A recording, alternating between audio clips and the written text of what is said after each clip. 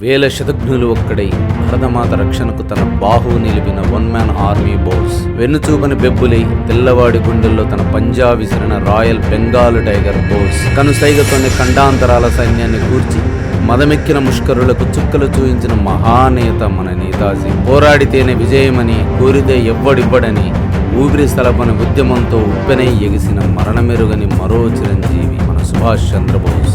మనిషి మనిషిగా కాదు మహాశక్తిగా ఎదగాలని, దేహంలోని ప్రతి కణము దేశభక్తితో నింపాలని జై హింద్ నినాదమిచ్చి జయకేతనం ఎగరేసిన మహానాయకుడు మన సుభాష్ చంద్రబోస్.